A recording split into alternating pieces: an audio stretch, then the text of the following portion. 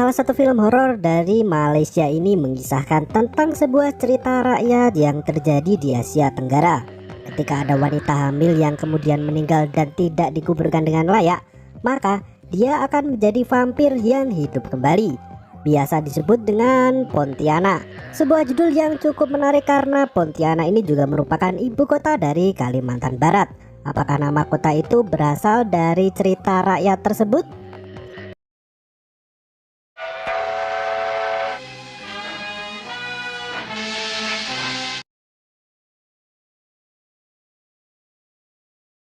Cerita ini diawali dengan sebuah kepanikan di mana seorang wanita yang berlari menuju kebun pisang. Di pinggir jalan juga terdapat mobil yang pintunya dibiarkan terbuka begitu saja. Sepertinya wanita itu sedang kabur dari mobil itu dan ada orang yang mengejarnya. Beberapa tahun setelahnya, sebuah pernikahan digelar di sebuah desa. Pernikahan antara Khalid dengan Siti. Mereka berdua sangat berbahagia di hari itu. Di saat yang bersamaan, di kebun pisang muncul suara aneh seperti orang yang sedang bangkit dari kuburnya. Khalid ini merupakan seorang duda yang sudah mempunyai anak bernama Nick. Semua keluarga pun mengucapkan selamat atas pernikahan Khalid. Adik dari Khalid sendiri yang bernama Reza merasa senang dengan pernikahan kakaknya itu. Rais, teman lama Khalid pun datang. Dia sendiri datang karena diundang oleh Reza. Awalnya kedatangan Rais membuat Khalid terkejut dan kali ini dia merasa senang. Malam harinya pesta pun digelar. Rais ingin mempersembahkan sebuah lagu untuk teman lamanya itu. Ketika dia bernyanyi, Khalid merasa tak nyaman seolah dia teringat sesuatu yang mengerikan. Dan di saat yang bersamaan juga muncul sosok perempuan yang datang dari kebun pisang dan dia berjalan ke pesta milik Khalid. Reza memberitahu kalau biduan itu bernama Ida kepada Rais karena Rais terlihat sangat tertarik dengannya. Ketika pesta telah usai, Rais hendak berpamitan dengan membawa biduan itu. Namun pandangannya tiba-tiba terhenti pada sosok perempuan dengan kebaya merah yang memandanginya. Khalid pun bingung melihat temannya itu yang tiba-tiba terbengong dengan sendirinya dan dia berusaha untuk menyadarkannya. Rais tersadar dan dia berpamitan. Dia pulang bersama dengan Ida. Dia ingin mengajaknya bersenang-senang sebentar. Apa salahnya? Sikit je. Namun di tengah jalan muncul sosok perempuan dan itu membuatnya mengerem mendadak. Ketika dilihat tak ada apa-apa di depannya. Muncul sosok tikus yang keluar dari mobil dan sosok perempuan itu sudah ada di belakang Rais. Ida yang sudah tersadar dari pingsan karena kepalanya terbentur daspor pun kebingungan karena Rais sudah menghilang. Mobil bergoyang dengan sendirinya padahal dia tidak bergoyang. Dan tiba-tiba Rais yang berlumuran darah jatuh di atas mobil. Ya, mobil yang di awal film memanglah milik Rais dan apa hubungannya dengan semua ini? Ketika Khalid dan istrinya hendak menikmati malam pertama, Nick datang dan memandangi mereka. Khalid pun menanyakan apa yang terjadi. Dia menjawab kalau dia telah melihat setan dan ada di kebun pisang. Untuk menenangkan anaknya, Khalid berpura-pura mengusir setan itu dari sana. Dan tentu saja setan berbaju merah itu tak pergi dan dia berada di atas rumah Khalid. Pagi harinya Siti bangun dan mencoba menikmati udara pagi. Namun dia terkejut karena ada darah di teras rumahnya. Darah itu ternyata milik Rais dan mayatnya sudah tergantung di atas pohon dengan usus yang terburai. Dia berteriak ketakutan dan Khalid yang datang juga tak kalah terkejut melihat mayat Rais ada di pohon. Berita tentang mayat Rais yang berada di atas pohon pun sampai ke telinga warga sehingga mereka berbondong-bondong untuk datang ke sana. Orang pintar kampung itu memberitahu kalau kegelapan sudah menyelimuti desa mereka. Dia menerawang dan menyuruh Khalid untuk membersihkan rumahnya. Para warga yang mendengar itu pun terlihat takut. Salah seorang tetua mencoba menenangkan dan memberitahu warganya untuk waspada karena mungkin itu perbuatan psikopat gila. Warga diharapkan untuk tidak keluar selepas maghrib sebelum psikopat itu ditemukan. Sembari berlalu, Suudin memberitahu kalau semua itu bukanlah perbuatan manusia. Siti pun membersihkan darah yang ada di lantai. Dia merasa kalau apa yang terjadi merupakan salahnya. Khalid pun mencoba menenangkan istrinya yang merasa bersalah itu. Nick yang memandangi itu merasa kalau ayahnya kali ini lebih sayang kepada istri barunya. Malam harinya ada tangan perempuan berkebaya merah yang menyentuh wajah Khalid. Tiba-tiba jendela terbuka dengan sendirinya dan itu membuatnya kaget terbangun. Khalid pun kembali menutup jendela dan seolah ada suara tawa di belakangnya. Namun ketika dicek sampai keluar, dia tidak menemukan siapapun. Tiba-tiba muncul Rais dengan tubuh yang sudah bersimbah darah dan mendekat ke arahnya. Untungnya semua yang dialami Khalid malam itu hanyalah mimpi. Dia pun terbangun dan ketakutan. Dia menangis sambil memanggil Rais. Siti pun mencoba untuk menenangkan suaminya itu. Di luar rumah Khalid sendiri, setan berkebaya merah ada di sana. Kali ini dia memanggil Nick. Nick yang membuka jendela melihat setan itu dan dia keluar rumah mengikuti suara tersebut. Karena Khalid sedang asik-asikan dengan Siti, maka mereka tak tahu kalau Nick sudah pergi keluar rumah. Di tempat lain, Suuddin orang pintar itu menerawang dan dia melakukan ritual. Dia merasakan kehadiran dari setan berkebaya merah itu. Sayangnya, Suuddin tak bisa menahan setan itu sehingga setan itu pun sudah berada di dalam kamar Siti dan melihat mereka yang sedang berduaan. Pagi harinya Siti yang berbelanja di pasar mendapati orang-orang memandanginya dengan tatapan yang aneh. Suuddin datang dan dia memarahi Siti karena belum melakukan apa yang dia katakan sebelumnya. Dia memberitahu kalau kegelapan sudah menyelimuti desa dan akan mencelakakan orang terdekat Siti dan bahkan bisa merembet ke warga desa. Nick sendiri berlari ketakutan mendengar hal itu. Suuddin sendiri sudah tahu kalau Siti telah melihat setan berkebaya merah itu. Reza datang dan mencoba untuk menghentikan omongan dari Suuddin yang memojokkan kakak iparnya itu. Orang pintar itu menyuruh semua untuk membersihkan rumah dan mengisi dengan doa-doa. Namun para warga malah menuduh Siti sebagai pembawa petaka. Reza pun mengajak Siti untuk pulang ke rumah. Reza yang pulang, dia langsung disambut oleh istrinya yang tengah hamil. Terlihat setan berkebaya merah itu sedang memandanginya dari kejauhan. Suuddin kembali menerawang dan dia merasakan kalau Pontianak itu semakin dekat. Ketika maghrib tiba, para warga segera menutup jendela rumah mereka dan mereka bergegas pulang menjauh dari rumah Khalid. Khalid sendiri makan malam bersama dengan istri dan juga anaknya. Dia sudah tahu tentang kejadian di pasar dan meminta maaf karena dirinya tak ada di sana. Menurutnya, ketika para warga sudah takut, mereka senang berbicara yang aneh-aneh. Siti sendiri ketakutan dan dia meminta untuk pergi dari rumah itu untuk sementara waktu. Dia takut kalau ada sesuatu yang mendatanginya seperti perkataan Suuddin.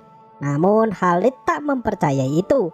Siti terus memaksa dan mengajak anak dan suaminya untuk pergi dari rumah itu sementara waktu. Akhirnya Khalid setuju. Namun ketika ditanya Nick mau pergi kemana, dia masih belum tahu. Sementara itu di rumah Reza, dia tak mau makan.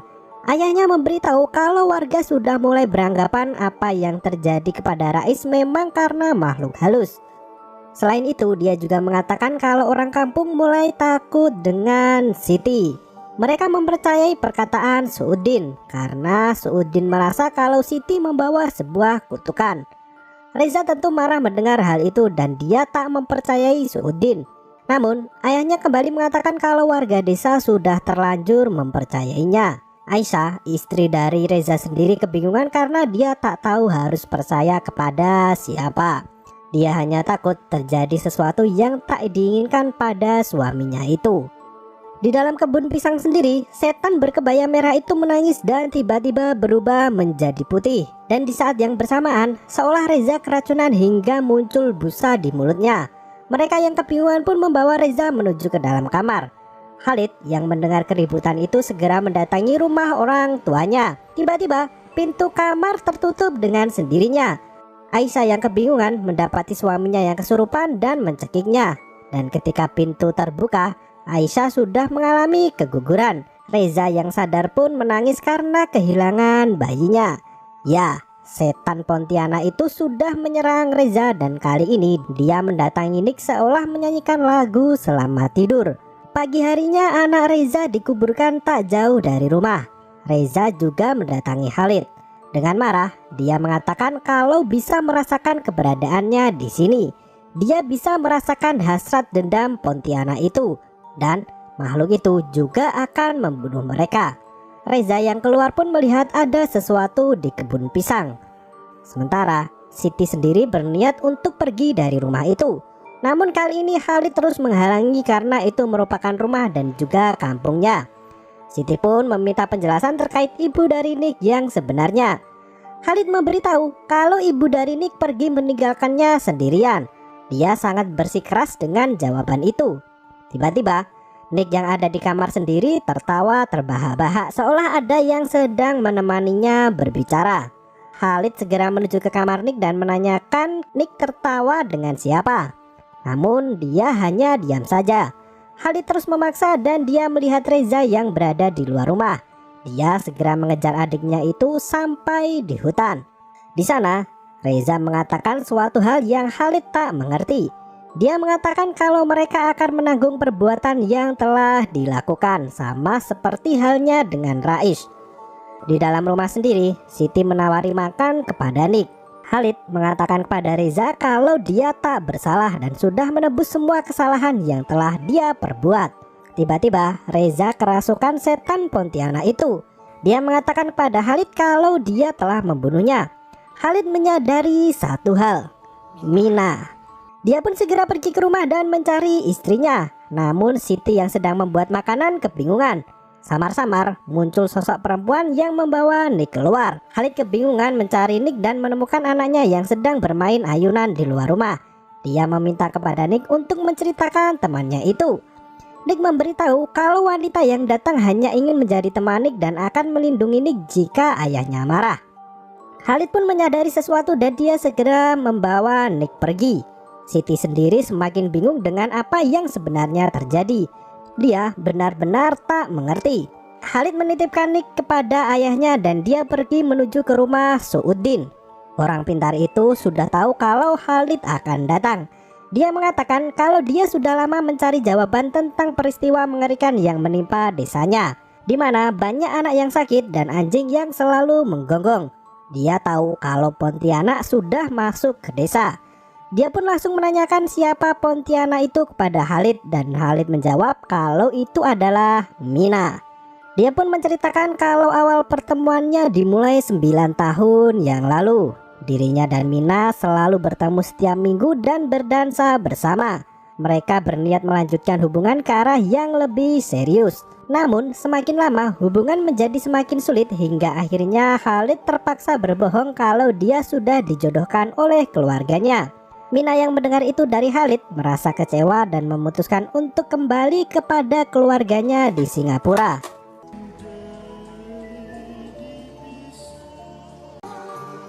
Sembilan bulan berlalu, Mina kembali lagi, namun kali ini dia dalam keadaan hamil anak dari Khalid. Dia meminta pertanggungjawaban atas aksinya itu. Akhirnya Khalid, Rais, dan Reza berniat untuk membawa Mina menuju dokter untuk diaborsi karena Khalid tak ingin mempermalukan keluarganya. Namun Mina tak setuju dengan hal itu. Dia meminta untuk turun di tengah jalan dan segera kabur. Dia berlari menuju ke tengah kebun pisang, sementara Khalid dan yang lainnya mencoba untuk mengejar. Sayangnya Mina yang kelelahan akhirnya melahirkan di sana. Namun dia menyadari anaknya tak menangis. Mina pun menyerahkan semuanya kepada Khalid dan dia mengancam akan memberitahu semua perbuatan yang telah Khalid lakukan. Mendengar hal itu, Khalid meminta kepada Mina untuk tak mengatakannya. Dia pun membunuh Mina dengan mencekiknya.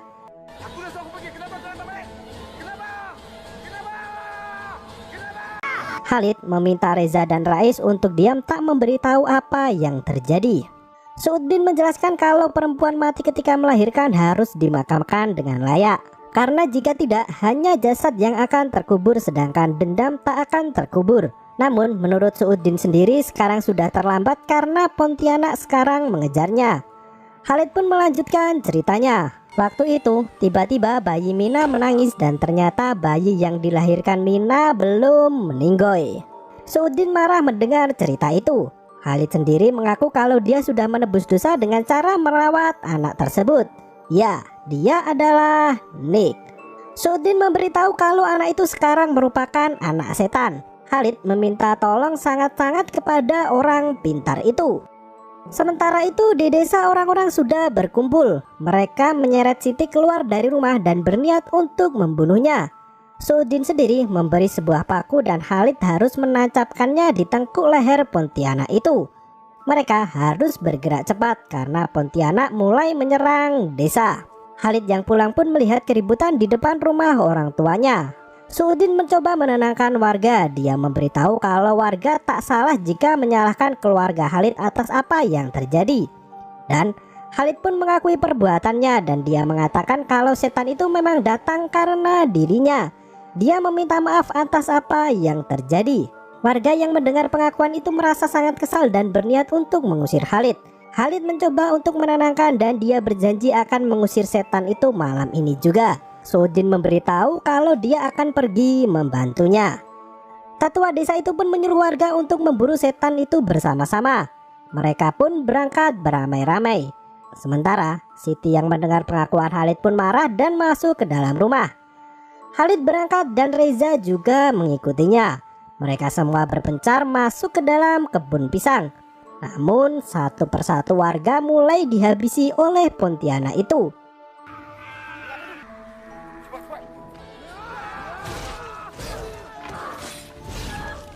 Salah satu warga berhasil menancapkan pisau yang kemudian Pontianak itu dihajar ramai-ramai. Sayangnya warga masih kalah.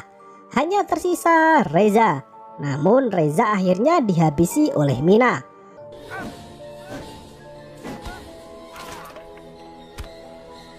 Khalid yang datang terlambat pun merasa sedih dan dia menangisi adiknya yang sudah meninggoy. Setelah membunuh itu, Mina mengatakan kepada Khalid kalau dia tak akan melupakannya. Dia sangat mencintai Khalid lebih dari apapun. Sayangnya Khalid telah mengambil semua itu dari Mina. Mina merasa dikhianati cintanya, sudah digauli, ditinggalkan, dan dibunuh. Saat mereka membahas tentang anaknya, Khalid pun segera menusukkan paku itu ke Mina. Sayangnya tidak di tengkuk lehernya. Mina pun mencabut paku itu dan menusuk ke tubuh Khalid. Dia membunuh dan memakan usus orang yang telah menghamilinya. Pontianak kini mendatangi Siti dan Nick. Dia hendak menyerang Siti namun dihentikan oleh Nick. Nick meminta kepada Mina paku yang dia bawa.